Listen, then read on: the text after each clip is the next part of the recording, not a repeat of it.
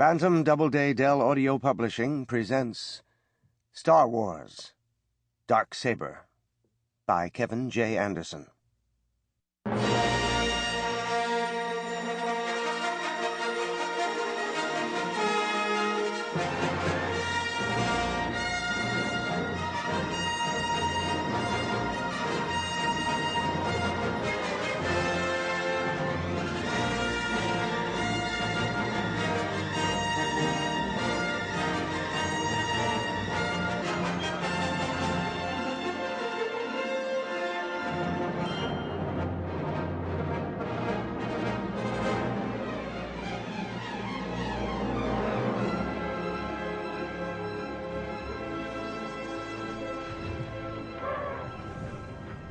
The Banthas plodded in single file, leaving only a narrow trail of scuffed footprints winding across the dunes. Twin suns hammered down upon the procession. Waves of heat rippled like cloaking shields, blurring the distance and making the oven of the dune sea seem an indistinct illusion. The Banthas moved silently, except for the rustle of their shaggy fur. Swathed in strips of cloth, the Tusken raiders astride the shaggy beasts looked from side to side, keeping watch. Wrapped entirely in bandages, Han Solo looked out through narrow metal tubes designed to shield the eyes from blowing desert grit. His mouth was covered with a corroded metal breath mask that filtered sand and contained a small internal moisturizer to make Tatooine's fiery air more breathable. He rode his bantha, hoping to remain unnoticed in the middle of the procession. Han took another sip of his precious water. He couldn't complain. This had, after all, been his own crazy suggestion. He just hadn't expected Luke Skywalker would be so eager to agree. The mission was vital to the New Republic, and Han had to follow through. The procession trudged through the sand, winding up the crest of a shifting dune that stood like a towering sentinel in the arid ocean. Finally, Han could remain silent no longer. He whispered into the short-range transmitter implanted in his breath mask, "Luke, what's going on? They're up to something." Luke Skywalker seemed far more comfortable in his disguise than Han felt. He had grown up on Tatooine, of course, but his voice now sounded bone-weary as it came over the pickup in Han's ear. "A few of the Sand People have vague suspicions, but they haven't centered on us yet. With the Force, I'm managing to distract anyone who pays too much attention to you or me.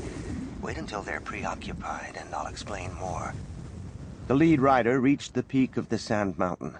The other banthas plodded up, surrounding their leader, who raised his cloth-wrapped arm, brandishing a wicked-looking gaffy stick. Behind the leader sat a single passenger, slumped and sullen. Was he being bestowed some kind of honor, Han wondered, or was he being exiled from the tribe? The passenger let himself drop from the shaggy beast, and the other Sand People climbed down from their banthas. "All right, they're distracted, I can explain. The lone Tusken raider lost his bantha 3 days ago. A crate dragon killed it, and unfortunately our friend there got away." "What do you mean, unfortunately?" Han mumbled. "The Sand People have a very close relationship with their banthas. It's a mental bonding, almost like a marriage. When one member of the pair is killed, the other feels like an amputee." Unconsciously, Luke flexed his cyborg hand. "Many of these Tusken raiders believe our friend should have died beside his bantha, no matter what the circumstances." "So, are they just going to kill him?" "Yes and no. They believe the spirit of the dead bantha must decide. There are wild banthas in the desert. If the spirit wishes for him to bond with another mount, our friend will find a free wild bantha in the desert, join with it, and return in triumph to the tribe. However, if the bantha's spirit wants his rider to join him in death, then the outcast will wander hopelessly in the desert until he dies."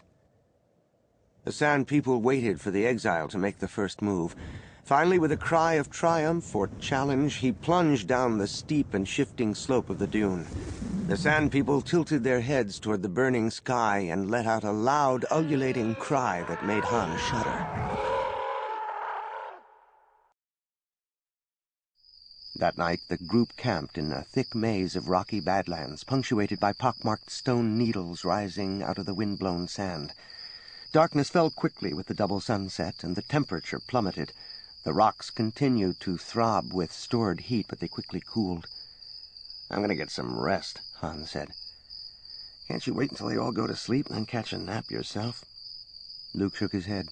I don't dare. If I stop monitoring their thoughts, they might suddenly realize we're not supposed to be with them. Besides, a Jedi can go a long time without rest. Whatever you say, buddy. We should reach Jabba's palace by tomorrow, Luke said with weary hope. I can't wait. I mean, I had so much fun the last time I was there. The Sand People roused themselves in the frigid darkness. Luke moved more sluggishly than ever. Han was worried about his friend. Luke was exhausted, but also suffering from frustration and depression because of his inability to help Callista, the Jedi woman he loved, regain her lost powers. And now, after days without sleep, hiding in the midst of ferocious desert nomads, Luke's stamina was wearing thin.